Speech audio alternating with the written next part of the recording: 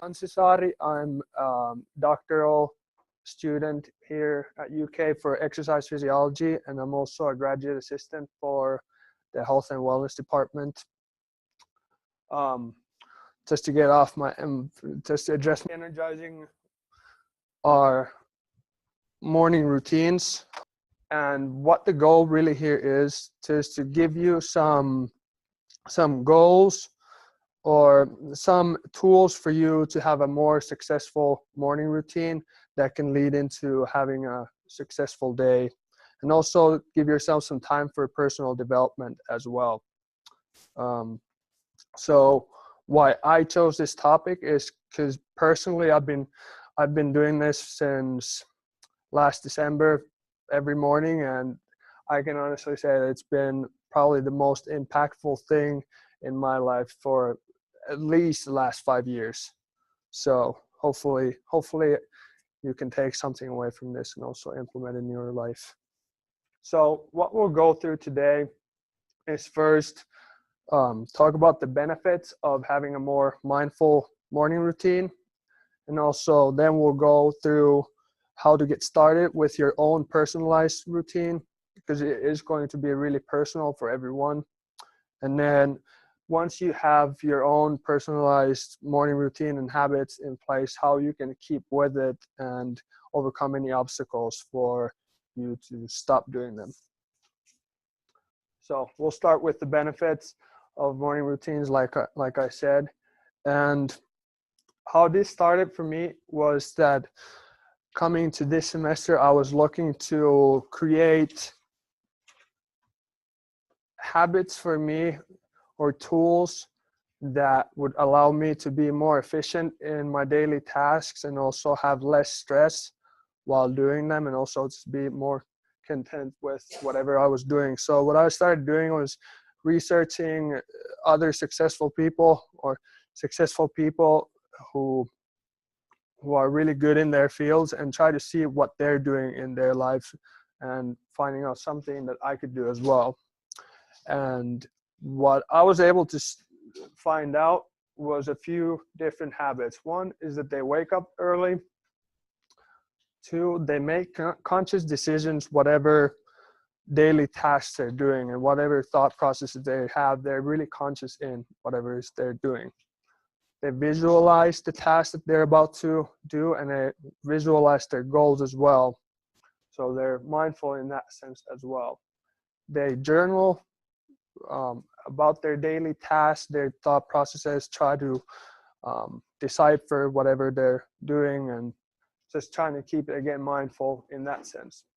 They engage in some sort of exercise, and then a big thing as well is that they engage in some sort of meditation or other mindfulness practices. And the next thing I found was that I can engage in many of these activities in the morning, where I can get a lot of small things out of the way that can help me propel the day into a successful one. So I created a morning routine for myself, and it's really helped me with my personal goals. And the main thing is to try to do something that gives you confidence just having a successful day. So my experiences was that I was able to be more organized, and through that I was able to be more efficient with all my daily tasks, and I was able to have less stress during the daily tasks I was doing, and that really came from feeling that I was more on top of the things that I needed to do. Wasn't a lot of confusion, but I knew in a structured manner how to go about completing those daily tasks. And then also because I was more organized, and also I became more accountable to myself, I've been able to get more done throughout the day as well. And then the last thing that's pretty significant is that I've just been happier in general. And a main contributor for that has been that I've been able to realize my own thoughts and feelings, and whatever I'm feeling at the moment, I've been able to address it, and then that allows me to deal with it as well. So the main goals are to increase the mindfulness of your daily activities, and then reduce stress, because you know you have tools in place that allows you to get through whatever you need to get through during that day. And then just give yourself some time for personal development. And the inside out approach really means that when you have internal processes and when you feel good internally, that also leads into external success. So how do we get started with building successful morning routines for everyone? Like I said, it's really personal, so you have to go through your own processes in terms of developing the morning routines for yourself. So what we're going to be using is this concept called habit stacking, where really what you're doing is small, tiny positive tasks that collectively have a great impact in the bigger picture.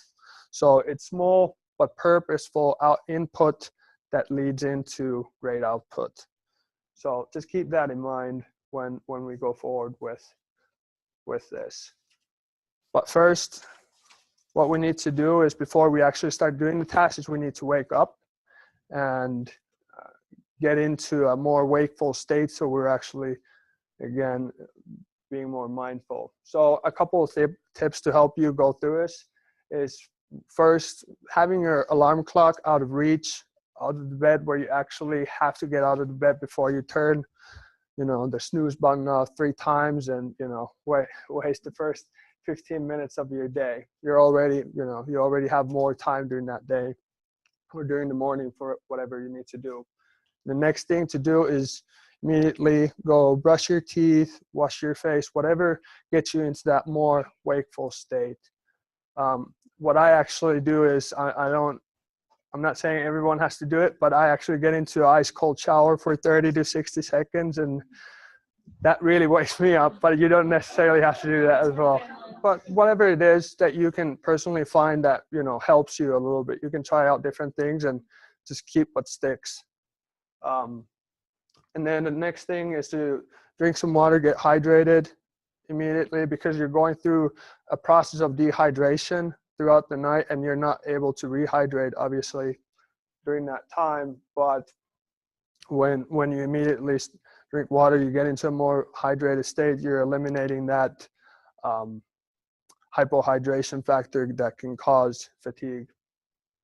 The next thing is to make your bed. Is a very small thing. You can already consider that as a positive habit, but how I think of it is the first task of the day that I'm able to complete, and I complete it successfully. Even though it's really small, it can snowball into the other things. So small thing you can do. And if nothing else, your bedroom just looks a little bit more organized. And the other thing you can do is just perform some sort of mini exercise, just to get your heart rate up a little bit, just to get into more of a wakeful state. So it doesn't mean a lot. You can do, for example, 10 squats, run in place for 10 seconds, or do 10 jumping jacks, whatever that gets your heart rate up from that resting state just a little bit. So I, for example, just do squats and push-ups, and that's it. That's all you need to do. So getting into the actual habits, and the most important thing with this is to start small. It doesn't have to be anything that feels strenuous or really challenging in the beginning. It's just to do something that you can really keep doing for every day, whatever comes in during that morning time.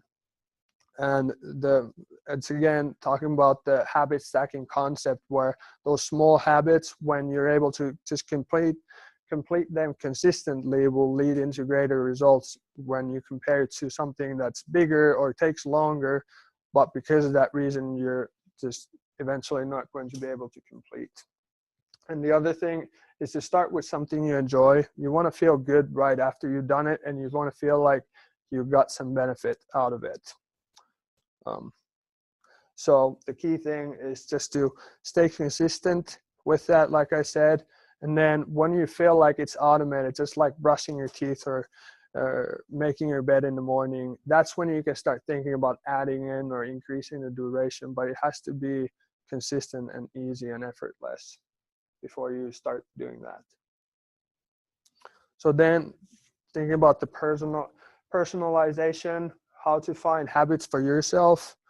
A good thing to do is you want to think of what you want to improve in your life. What do you want to get better at? And an important question to ask is why you want to do that as well, because that leads into more motivation. When you've answered that question, you know that's going to be beneficial in your life. So examples for that can be productivity, relationships, physical health, mental well-being, spirituality, and mindfulness. It can be anything else as well, but those are just some categories you can look into. And I'll provide you with some resources, but the key thing for this is that it's personal, it's short in duration, and also it brings you enjoyment in your life. The next thing, once you've been able to find those habits that work for you, you want to make sure that you actually have time to do them, and then also that they're effortless. You can really work them into whatever routine you have already going on. And the good thing that you can do to establish where they can be worked in is just write down what you're doing at the moment. Then you can look objectively into your daily tasks, and then you're able to see where you can easily put those in. So for example, if you've written down that you eat your breakfast at your dinner table, you can then, if you're supposed to do journaling, you can just put the journal right next to you, and then you can do it while you're eating or immediately after, so it doesn't take any more transition time between those two tasks. The next thing you can do is to set things up the night before. This can be a huge time saver. So this can reduce the morning tasks, obviously, that you need to do during the morning, and also it can just reduce the amount of decision making you have to do during that time. And usually I'm a little bit more able in terms of decision making at night before, when I compare it to in the morning, when I'm a little bit still trying to get the engine going, still trying to think how to process things. So when you're reducing that amount of decision making, that's going to help you out. And some people, I'm not saying it has to be anybody in this room, but I've heard a lot of people say I'm not a morning person. So just to give you some tips in terms of being able to still implement some morning routines into that morning time, even if you're not a morning person. So first thing you can do is just look for the cause.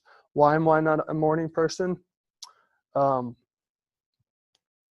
This is obviously very personal as well, but when you look into it, you might be able to find some things that you can change that you're doing, for example, late at night, that make you not a morning person. So this could be like you're watching TV late at night, so you can reduce the amount of screen time 30 minutes before you go to bed. That can increase the quality of sleep.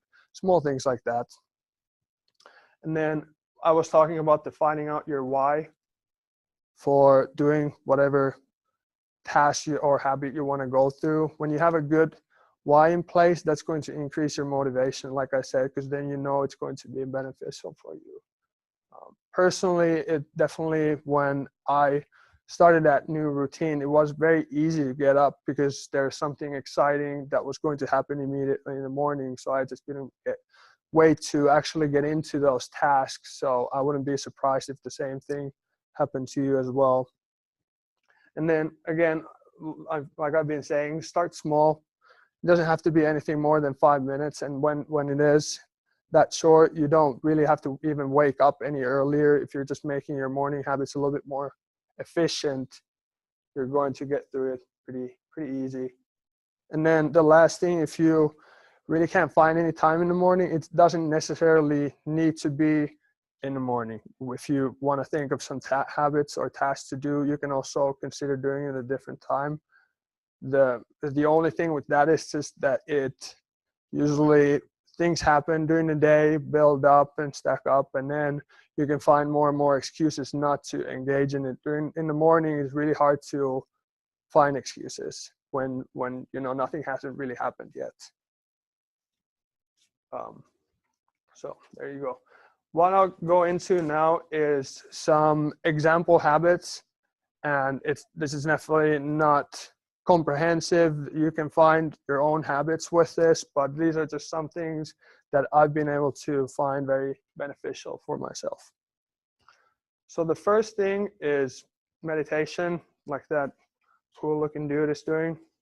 And what I found was that this is pretty much the most consistent habit of many successful people in their own fields. I listened to this podcast of Tim Ferriss, and he interviews a lot of successful performers in their own respective fields, and what he found out was 80% of those people engage in some sort of meditation or mindfulness practice, even outside of prayer. So there's many apps that you can download, for example, or watch YouTube videos that run through guided meditations. But I also wanted to just show you how easy it is, just so you know it doesn't require a lot of mastery. So we'll actually go through a mini meditation right now. So what I need you to do is we'll just kind of go through the list. But first, you'll just sit up straight, just get your head towards the ceiling, be in a nice posture, and then when you get into that posture, just close your eyes. And then when I tell you to inhale, just inhale and count to 3, and then immediately you can exhale for 4 seconds, and then just continue repeating that cycle. So you can go ahead and inhale, and then exhale for 4 seconds, and then just continue with the cycle. And then try to feel and notice where you feel the breath the most. Where does the airflow go the most? And then whenever your mind drifts away, just bring your attention back to the breath.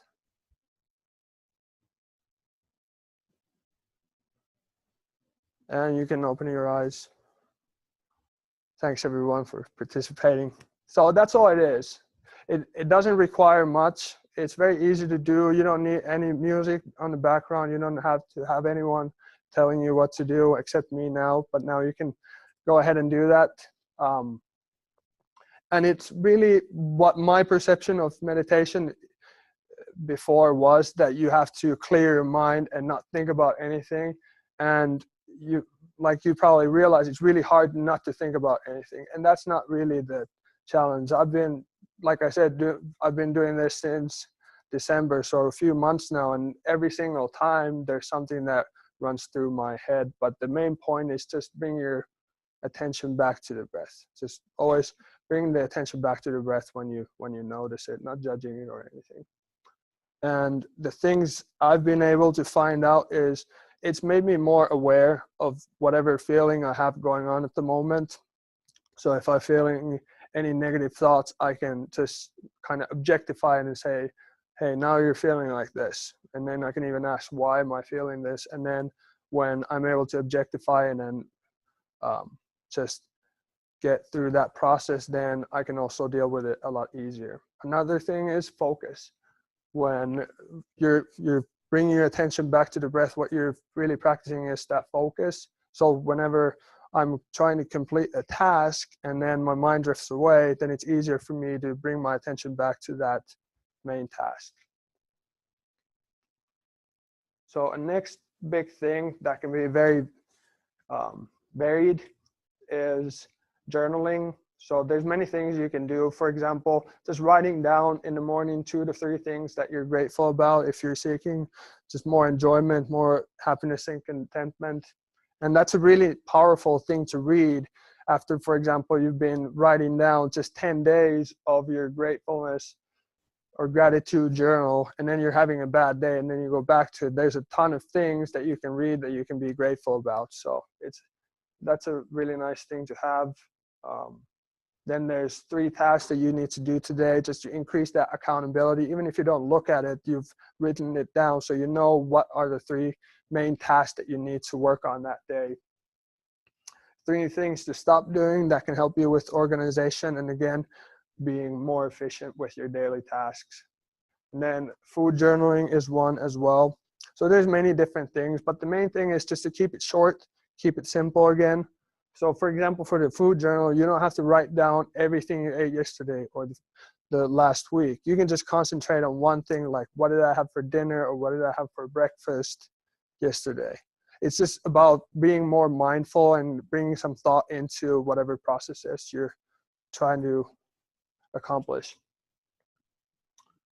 Next thing is affirmations. So this is the main concept, is that you write something down that's powerful and meaningful to you, and then you just keep repeating that for a certain amount of time just to increase that consciousness. Or actually, it's more of a subconscious level in terms of your daily habits. So what you would do is you write down one thing you want to improve on, and then you want to write down in that affirmation why you want to improve it. And the other thing is why you can do it as well. When you have those things in place in that affirmation, then you just increase the power of it, because you, first of all, have a good why in place. Why do I want to improve something? And then why it's going to work. So just an example, I just wrote this down. If you wanted to be more proactive and take advantage of opportunities, you could write down something like, if I let opportunities pass me by, I will regret it. But I will take advantage of them because I'm in charge. I will be proactive today. So the things I underlined is I will regret it would be the why. So I will regret if I don't take advantage of those opportunities. And then I have that why I can do it, because I'm in charge. I can make those decisions to take advantage of those opportunities. So that's all it really is. There, you can go online and try to search for guidelines how to write it, but that's basically the essence of it. And then when you have it written down, you just repeat it for 2 to 3 minutes out loud, and that's basically it. And of course, as an exercise physiologist, I have to plug in exercise here. But this doesn't necessarily mean that you only get physiological benefits or even just mental benefits, where you get into that more primed state or more wakeful state in the morning. But it can also show you just how little preparation it takes for you to perform some sort of physical activity or exercise. And that has been really highly cited as one of the barriers of engaging in exercise, which are just accessibility and the ease of being able to exercise. So the main thing is to just start with minimum, something you can definitely do in the morning where you don't need to prepare for anything. So for example, you could turn on a yoga video. I'm sure YouTube is full of them. You could just go through repetitions of squats, push-ups, and leg raises, as many as you can, and then just do a couple of stretches in the end. Or you can just go outside, walk around the block. It doesn't, like you can kind of see that it doesn't really require much, but you can, from a minimal amount of commitment, you can always get benefit from. So the last thing I want to go through is how to stay on track with your habit routine. And obviously things are going to happen where you can find excuses in terms of why not to complete your habits today. But I'll just give you some strategies so those excuses don't become actual barriers, where you can actually overcome them and still get through your tasks. So the first thing you can do is write an if-then plan, or at least have one, where you just look at events that can happen in the morning that could prevent you from not completing those tasks. When you write them down, obviously this is a very personalized thing. There can be numerous different things that happen to different people, but when you write it down, then you're able to address it a little bit easier. And even if you don't write it down, when you've gone through that process, if this happens, then I can do this, then that shouldn't be a barrier anymore, because you know how to deal with it. And the next thing is just to reduce overall expectation, and then that's really ties into that starting as small as possible. So you can even make it ridiculously small where even you feel it, because if you feel it's ridiculously small, it's hard for you to convince you won't be able to do it. And again, you can always increase the duration, the challenge of that task, but only when you feel like you can complete it no matter what's going to happen, when it feels automated. And then obviously things happen. You have to stop doing your morning habits. For example, I had a really intense week during midterms. I had to wake up and start getting through my stuff from start to finish, so I didn't have any time to do it. But then once that period went by, then I came back to it. The main thing is that you start small, especially in a situation where you can address that it was too much, it was too long, I didn't have time to do it. Then start even smaller than you did, and then again establish that consistency, and then you can keep doing it. The last thing is just to reward yourself.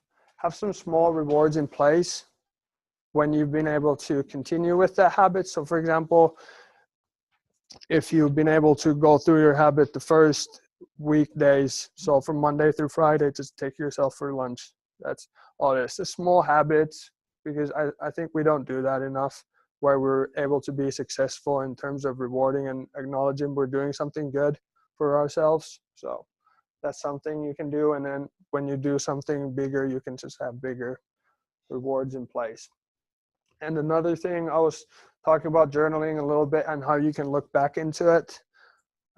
This just allows you to look back and see how many days you've been able to complete it, do something successful and beneficial for yourself in a row, and you can be proud of that. And you can also notice some other things if you're just keeping a journal that's general, just general thoughts in terms of what other positive things happened during that time. And like I said, with that gratitude thing, you can just look back on, if you're having a bad day, just looking back on those things you can be grateful about, and that can give you instant enjoyment and being more content. So what I suggest is try to start doing this as soon as possible. Like you can always adjust it on the fly, do it a little bit differently, do a little bit less, but the longer you take before you actually start doing the habits from this point on, the harder it is going to be to actually start it. So I would try to start it already tomorrow morning. Just do something. So I'll just go through what, in terms of a summary, how to go about creating your own tasks. So you want to pick a specific goal. Make sure it's somewhat measurable. So you can somehow say, for example, exercising daily, if you keep some sort of record, you can say, yes, I've exercised daily. And then choose 1 to 3 habits that interconnect or align with that goal, so they're all working towards that specific goal that you have.